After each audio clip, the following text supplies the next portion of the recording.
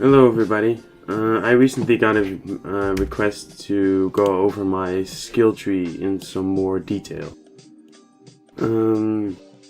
It is a heavy tactical focus skill tree, which I've been using for quite some time now.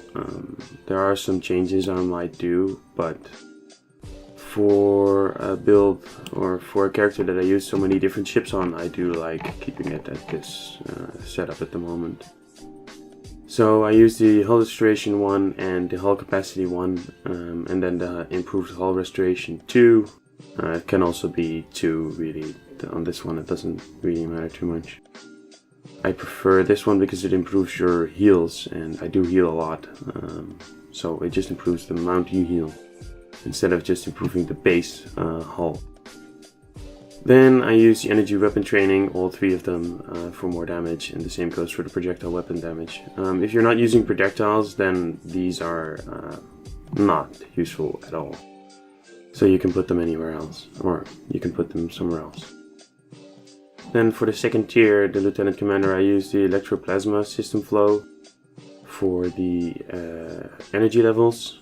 They're not as important as they were previous to Season 13, but I still think it's very useful to have the flow rates up. Then I use the Impulse Expertise, 2 of them. The third one doesn't give enough of a boost to justify putting a point in there, to me at least. And for the Psi, I use the Control Expertise and the Drain Expertise 1. If you really know what kind of build you're going for, you can also put them in here, or both here, or both here. But because, like I said, I use so many different ships, I spread them here, so they do a little bit on either. Then for the tactical ones, I use the targeting expertise, all 3 of them, because accuracy rating is very important, especially for cannons. And the defensive rating, this is one of those things that if I hadn't gone for the mixed build, I would have had this one filmed. Then for tier 3, I use all the hull ablatives just to stay alive more.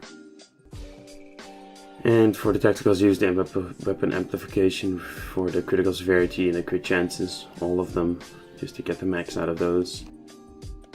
Then again, I took the general energy power boosts for weapon and engines and the shields and auxiliary. And the long range targeting sensors, which are, you need to have these. On pretty much any build you need to have these. Because they just make your minimum distance penalty go away, or at least they reduce it.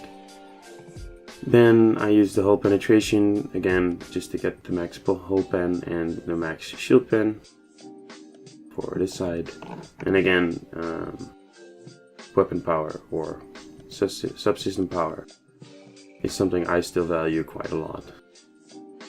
Then we come to the part where you could definitely change things depending on what kind of build you're using. If you're using an Ox to Bat build, these 3 are pretty much wasted. If you have a full Ox to Bat, 2 Ox to Bat, 1 and 2 or 2, 3, whatever build, these are pretty much wasted. So I would advise putting them up here on the defensive for survivability, and otherwise putting the other points into coordination protocols for the hull capacity, for your pets and also for your teammates. And then the offensive coordination for the accuracy and the base damage, again for your pets and for your teammates. If you don't care about that last defensive one, you can also put it in here, which also gives another 5 defense and damage resistance rating to all your teammates. Do know that this does not count towards you, only towards your pets and your teammates.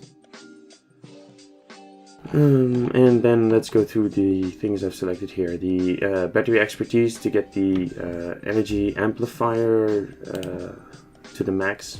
This thing, it runs a lot longer if you have that trait on or skill. And the hanger health, it's really not worth it. The increase by 100% is way more useful. Then here I use maximum hull capacity for survivability mainly. Don't really need the subsystem repairs. And here I use the engine subsystem power for if I use like slow ships or something. Higher energy power for engines can be very useful in that sense. And then here I use the sector space travel speed. This is really whatever you like, using more transwarp or sector speed. Then I use thread control. I'm not really a thread generator, so I use it for the minus thread. But you can also use the hanger reparee. It does increase your damage of your hangers, but to be honest, with the pugs I use, add the 100% thread regeneration, or minus 100% thread is sometimes useful. And then for the projectile and energy, always go crit chance. The crit severity is not worth it. The crit chance is way more. Then for the last one, I'd go for the accuracy rating instead of the defense, because accuracy and cannons are just the best at the moment, so yeah. And then I would advise, well, getting how many you can get to get the frenzied, of course. And to be honest, the team frenzy is cool, better than the reduced bridge officer cooldowns, to be completely honest. So that is what I would probably do if I'd respec this character at the moment. I hope that was useful, or this was useful to you. By the way, if you're using a non-complete full Oxtobad, then these are not even necessarily the best options. Usually then going for Krenim Tech or Krenim Engineer officers for the one Ox cooldown is better, or trying to get one of these for that. But I like this because it reduces what I want to use, which is the scatter volley, torpedo, and stuff like that. Anyway, I hope this was useful.